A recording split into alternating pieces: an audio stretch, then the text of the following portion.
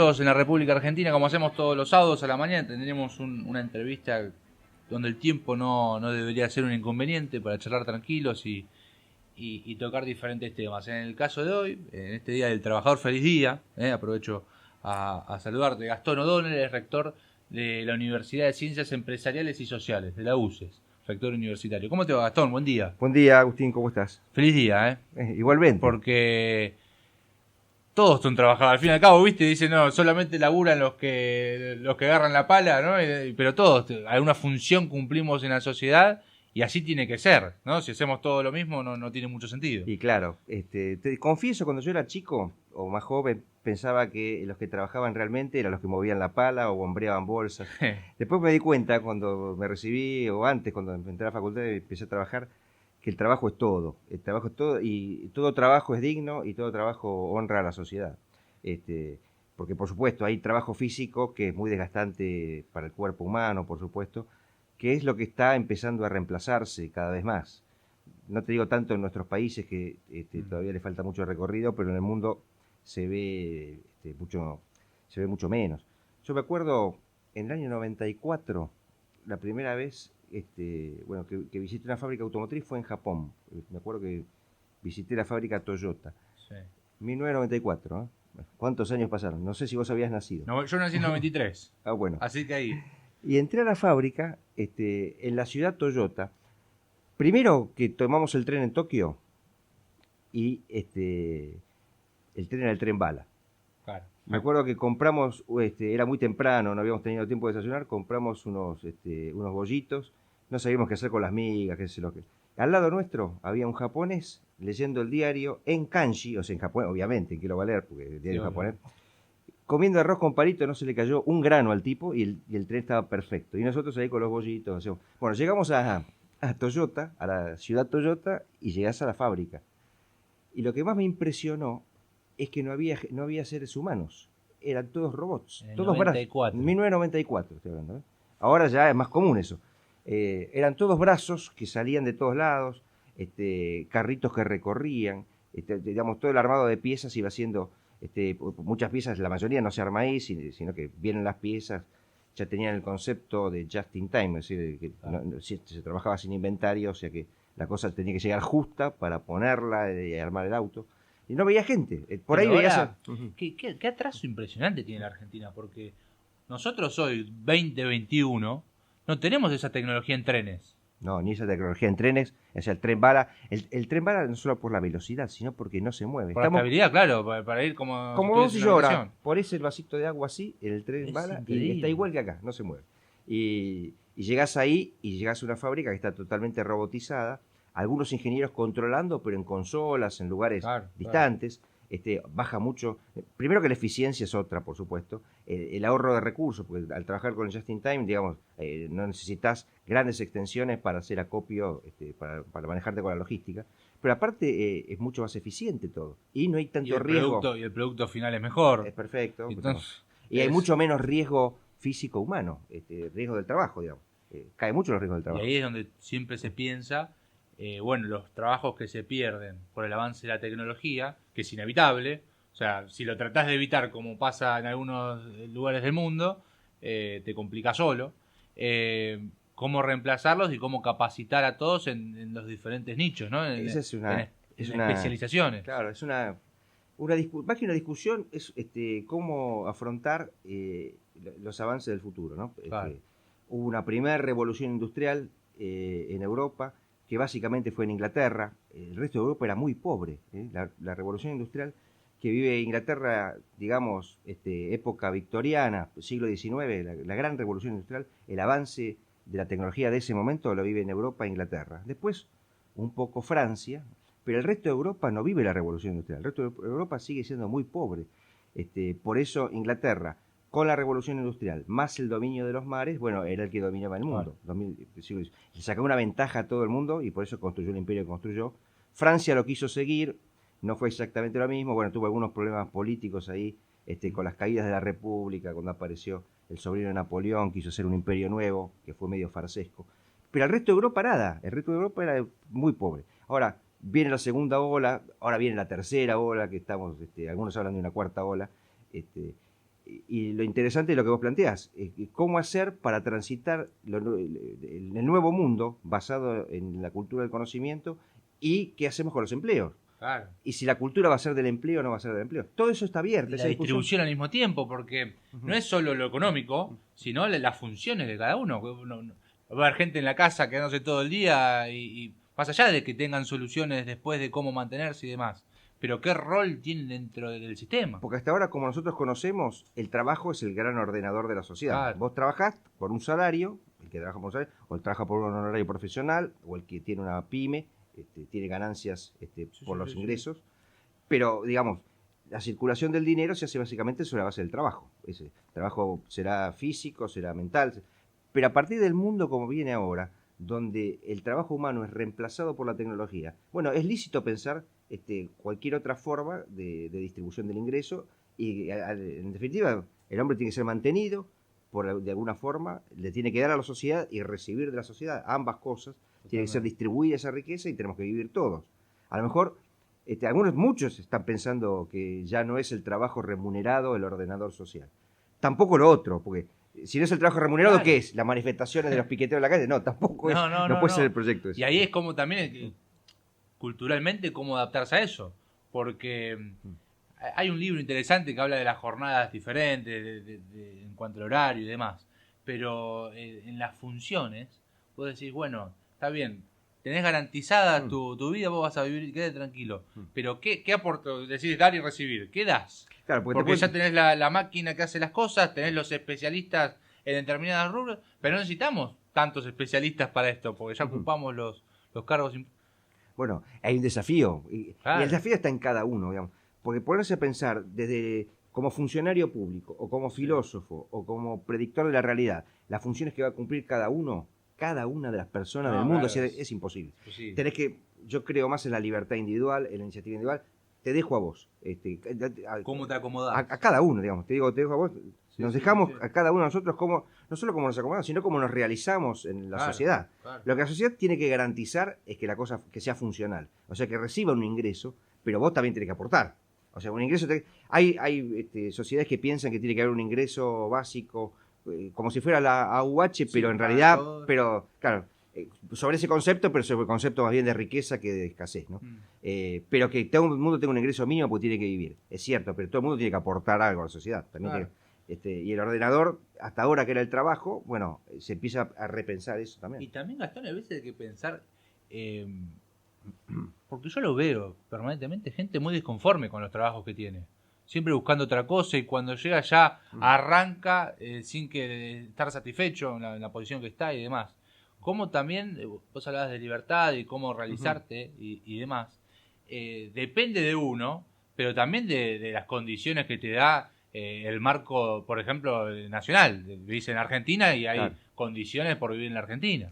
Eso por supuesto que es así. Primero las condiciones te las da el capitalismo. El capitalismo claro. te da las condiciones de base sobre las cuales te mueves. Mucha gente lo critica, hubo críticas históricas.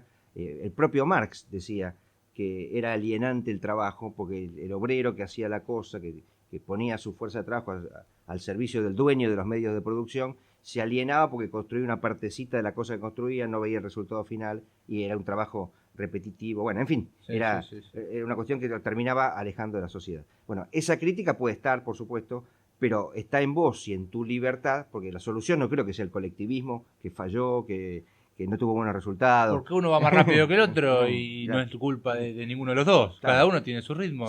Su ritmo y sus posibilidades. Claro. Mientras todo el mundo le aporta a la sociedad, yo vivo y deje vivir. Entonces, yo creo más en la libertad. Creo más en la libertad de cada uno, de lo que puede aportar, de lo que puede hacer frente a la sociedad y lo que la sociedad le va a retribuir, en definitiva, por lo que hace. ¿Viste lo que está sucediendo con las criptomonedas? Sí. Todo este mercado que...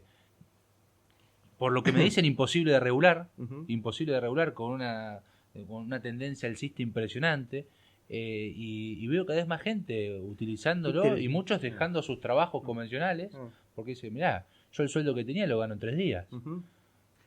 Hay un riesgo y todo, pero... Así es de volátil también, ¿no? Claro, porque, hay que ver, ahora que está para arriba, hay que ver cuándo... Claro, qué pasa cuando está para abajo. Porque, en definitiva, la criptomoneda es una moneda más. Claro. Lo que pasa es que hay que ver si llega a cumplir la función de la moneda, porque Históricamente... Bueno, el paso de Mercado Libre esta semana de permitir ventas de inmuebles, de automóviles, donde ya más de 70 inmobiliarias adhirieron a Mercado Libre en esto, de pagar con Bitcoin, Sí. es un paso en ese sentido. Y las compañías de transporte aéreo también, que lo están aceptando, por supuesto. Porque si la moneda no es aceptada por la sociedad como medio de cambio, no es moneda. Claro.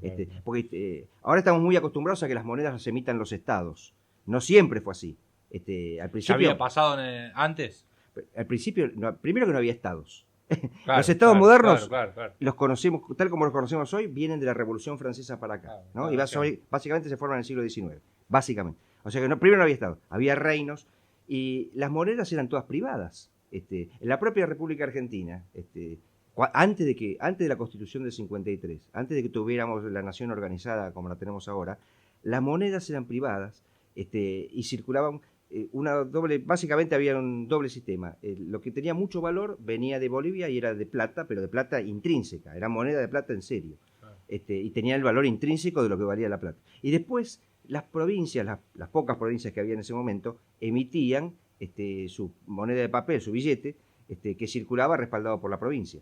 Y había algún banco privado también que podía emitir algún bono que se transformaba en moneda porque circulaba. Porque no había, la propia Constitución tampoco era tan clara en ese, ni lo sigue siendo, no hablaba de que era moneda de monopolio del Estado. Decía un banco nacional con facultad de emitir moneda, pero no decía ni que era el monopolio, ni que solo...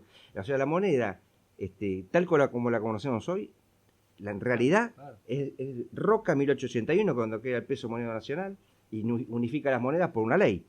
Pero fíjate que no es tanto el tiempo. Lo que pasa es que vos y yo crecimos con la moneda, nuestros abuelos crecieron con la moneda. Además, lo que me da la sensación, Gastón, que todo cambio que quizás ya se vivió, en la actualidad se da todo rápido. Mucho más rápido. Sube, baja, cambia, y volvemos, vamos. Esto de la criptomoneda, en realidad es una idea, conceptualmente, es una moneda privada. Claro, lo único que no tiene que no está materializada, está no se sabe dónde. Descentralizada, donde no hay un emisor, sino que son todos. Claro, sí, porque funciona, yo no tengo muy bien claro. Claro, a ver, todo el tiempo se están validando transacciones. Claro, y entonces, eso es lo que le da valor a la moneda. Claro, y entonces son limitadas, y al ser limitadas ya se estima que va a ser tanto, y hasta que lleguen eso, ya se tanto por año, claro, y así se va dando. No se puede depreciar porque no se puede emitir más de lo que el algoritmo te permite. Exacto. Eso está limitado por la matemática, digamos. Es un sistema, ven los códigos y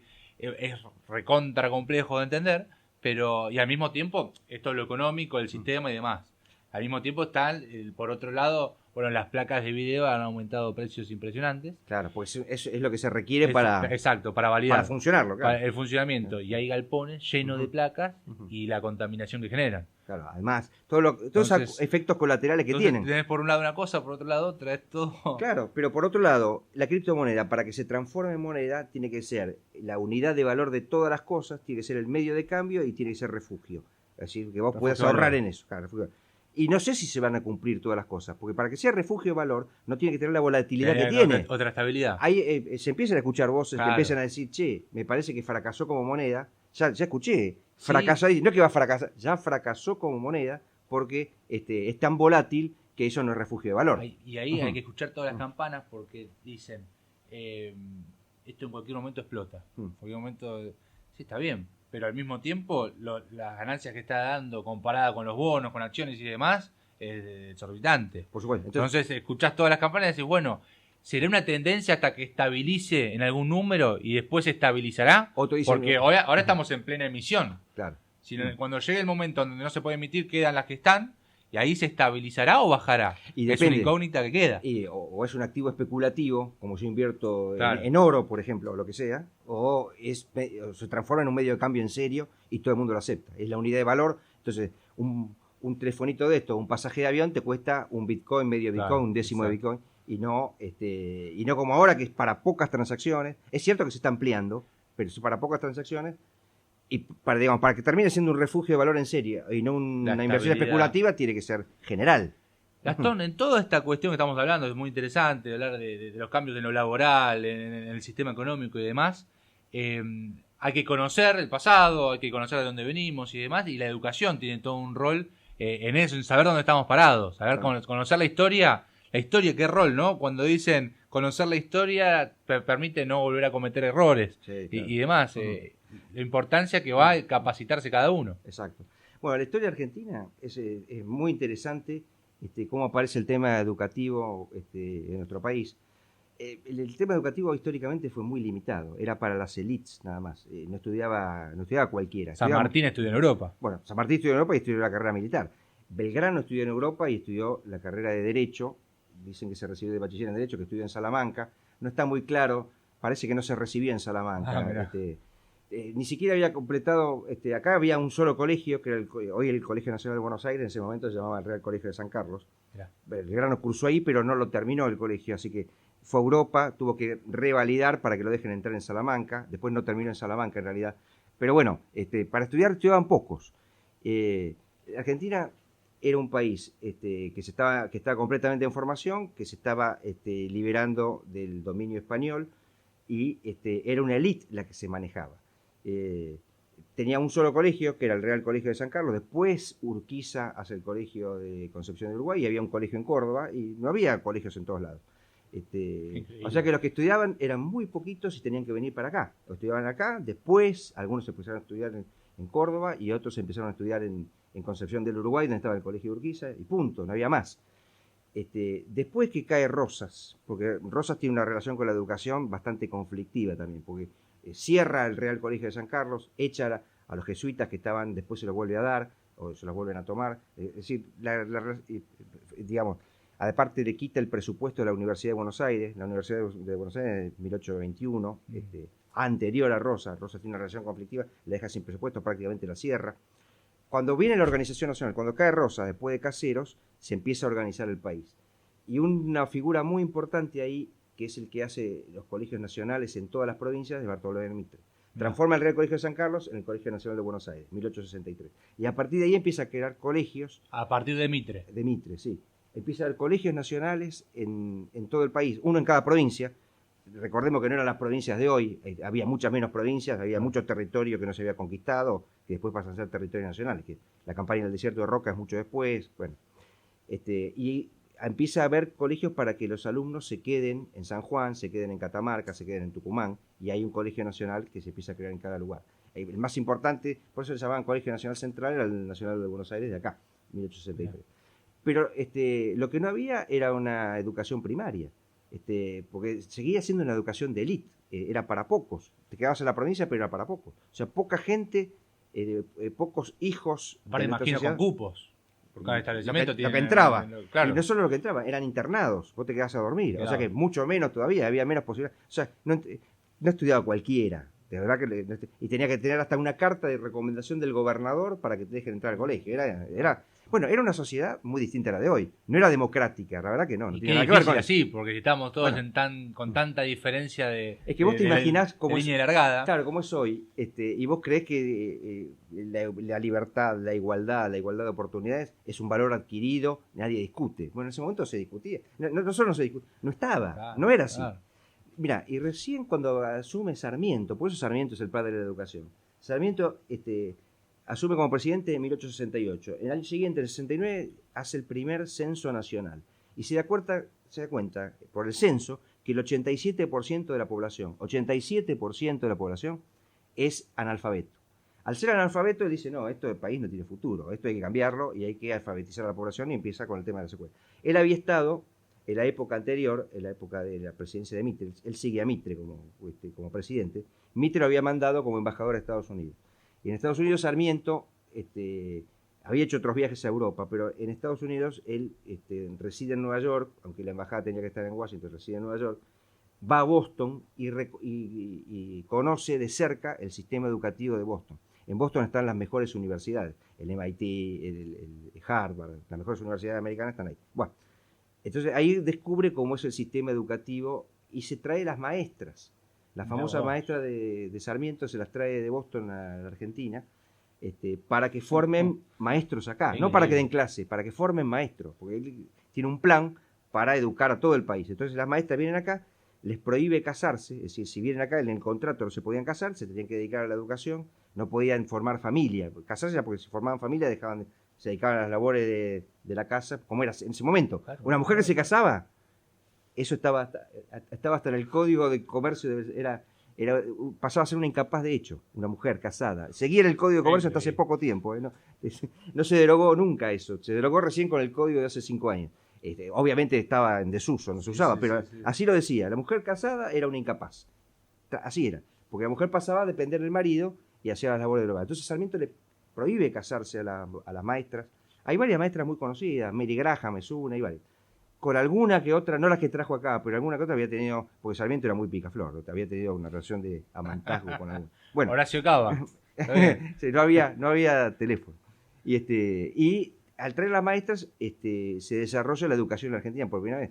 Y después, ya Sarmiento era integraba el gabinete de Roca y hace la famosa ley 1420, que es la ley que es la base de la educación nuestra, que es la ley gratuita, de enseñanza gratuita, obligatoria, laica, que es la que alfabetizó. Y ahora, ¿y en qué momento, Gastón, empezó a degradarse tanto, ¿no? Porque marcás nombres propios y demás, y hoy muchas veces hay docentes respetados y demás, pero hay socialmente un desprestigio al docente, docente universitario, y la mirada que quizás no es la misma que en otros países. Mirá, escucho modelos en Europa donde es distinto. ¿Dónde empezó a degradarse tanto? hay un libro de Vargas Llosa que se llama Conversación en la Catedral, que empieza diciendo, señor, estaban conversando dos personas y dicen, ¿cuándo fue que se jodió el Perú? Porque el Perú era la capital del virreinato más importante, era el país opulento, en fin.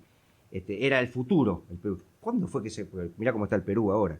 ¿Cuándo fue que se jodió el Perú con el proyecto que tenía, lo que era eso? ¿Cuándo fue que se jodió la educación argentina? ¿Qué nos pasó?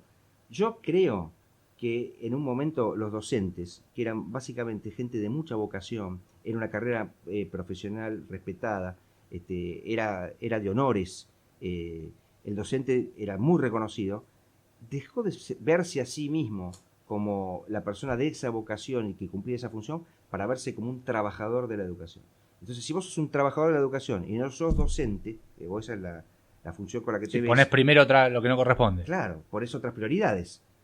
Tus derechos. Deja de ser el alumno el centro del sistema educativo. Porque para que el sistema educativo funcione, el centro tiene que ser el alumno. Todo es para formar al alumno. Bueno. Vos tenés que estar visualizando que el alumno es el que se tiene que formar, el que tiene que tomar los conocimientos y construirlos, pero siempre pensando en él, porque es el eje. Si deja de ser él para hacer los derechos que tiene que tener un docente, porque se ve a sí mismo como un trabajador, igual que cualquier otro trabajador de la sociedad, entonces el alumno pasa en un segundo plano, o sea, no es el centro de la educación. Y queda lo humano relegado, y entonces, claro, entiendo. Si no, nunca vos como docente pensarías, no empiezo las clases, no en este momento, porque tengo un conflicto salarial. No el alumno en el aula, nunca. Primero el alumno en el aula, claro, después discutimos los salarios, pero no, si soy trabajador de la educación, no, discuto el salario, cierro el salario.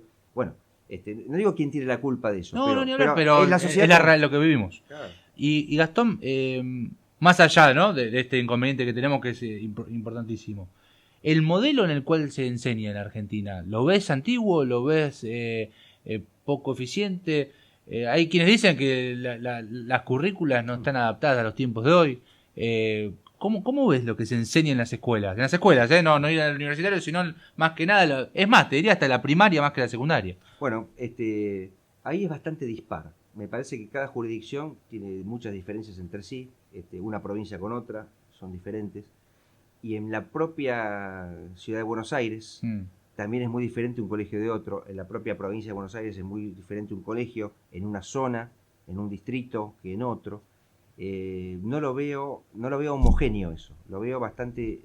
¿Y está bien o no que no sea homogéneo? Porque, naturalmente no es lo mismo la capital federal que Salta en cuanto a los intereses de la propia gente. Tendríamos que aspirar a una sociedad más igualitaria, sí, donde los puntos de partida sean iguales, sí, donde, digamos, las posibilidades de ir a un colegio en Buenos Aires y un colegio en Salta tendría que ser la misma. Que no se discuta las lenguas, la programación, algunas cuestiones que ya son básicas para la salida laboral y demás. Y claro, todo eso tendría que estar disponible para el alumno y no tendría que haber diferencias en eso.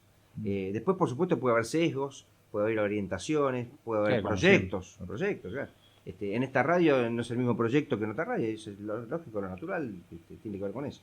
Pero me parece que ahí la educación primaria la Argentina no es homogénea, es muy heterogénea. Entonces, hay muchas diferencias entre jurisdicciones, entre colegios mismos de la misma jurisdicción. Claro. Eso cambia mucho. Yo sé que hay batallas impresionantes por ocupar las becas de determinados colegios en la ciudad. Claro, sí. Este es el colegio de Lugano, este es el mejor, de Lola Mora, y hay que ir ahí, es el que...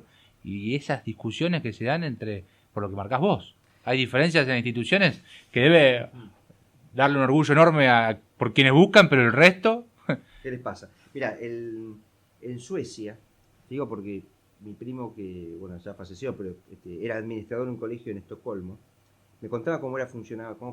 Los colegios son todos subsidiados por el Estado, ¿no? En Suecia el tema del Estado es muy presente en la salud. Los impuestos son muy altos, ¿no? Hay mucha actividad privada y pagan impuestos altísimos y sostienen una actividad estatal que da mucho servicio. La educación es gratuita, los colegios son subsidiados por el Estado, pero los colegios compiten entre sí a ver quién recibe más subsidio. ¿Y cómo compiten? Mirá. En base al resultado de los alumnos.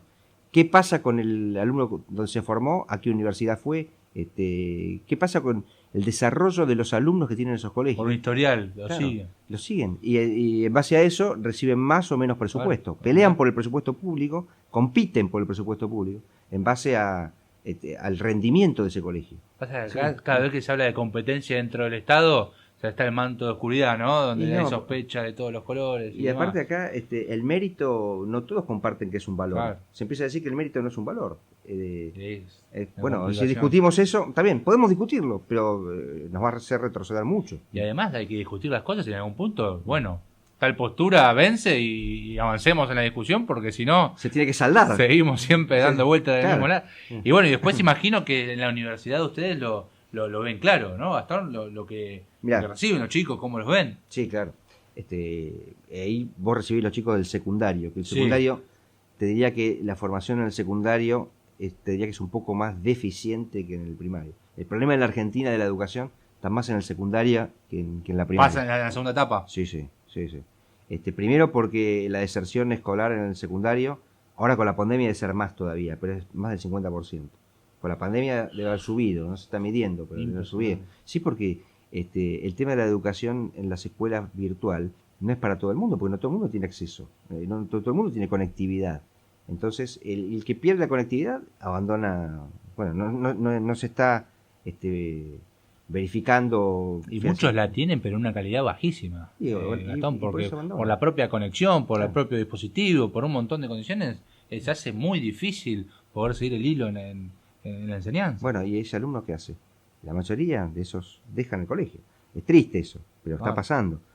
No se está midiendo, bueno, por este momento es un fenómeno que está ocurriendo ahora.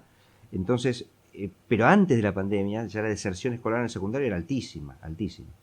Entonces, los que terminan el secundario, si son la mitad de los que entran, el 50%, después... Naturalmente ya se achica el y de ese 50%, los que entran a la universidad no llegan ni al 20%, poco más entre el 10 y el 20%. Y los que terminan la universidad son mucho menos. Pero fíjate el déficit que hay ahí de educación para llegar al final, ¿no? Y viviendo esta pandemia, Gastón, en la universidad está todo siendo a distancia. Sí, es todo. Toda clase, y lo que tiene que ver más práctico y demás, ¿cómo lo están pudiendo solucionar? Los temas prácticos a partir de fines del año pasado se empezaron a autorizar. Ahora depende de la jurisdicción. Se pueden hacer las prácticas hospitalarias en el hospital, eso se puede hacer. O las prácticas hospitalarias en veterinaria, hasta, bueno, ahora se cerró todo, ¿no? Pero hasta hace poco se podían hacer lo que eran prácticas, o en agronomía, en esas carreras puntuales donde lo práctico, o las carreras de salud, no solo medicina, kinesiología también. Lo que necesitas sí o sí in situ. Eso se empezó a permitir a fines del año pasado, pero eso es muy poquito. Claro. O algún taller también que se puede hacer, la gran mayoría, te diría que el 90 y pico % es todo en casa. Leí que en enfermería aumentó impresionantemente la demanda para estudiar enfermería. Qué impresionante, ¿no? Cómo la coyuntura genera tendencias hasta en el estudio de decisión de vida, porque... Claro, sí, porque ves una sociedad que necesita enfermeros. Impresionante. Pero después no se lleva, digamos, hay demanda. Se inscriben y después no. Se inscriben y lo hagan y lo terminen. Después baja la espuma. Baja muchísimo. Gastón, te agradezco por tu tiempo. Nos pasamos un poquito, pero Es un placer charlar de todo, ¿no? No solo de educación, sino de cómo funcionan las cosas y pensar un poco, parar la pelota un día sábado de la mañana y ver de aquí a futuro cómo se van a dar las cosas y tratar de interpretar. Me parece que de eso se trata. Sí, muchas gracias Agustín por invitarme, la pasé muy bien. Y repita, me encantó. ¿no? Sí, cómo no. Por favor, Gastón. Dale. Gastón O'Donnell, rector de la UCES. Ya volvemos.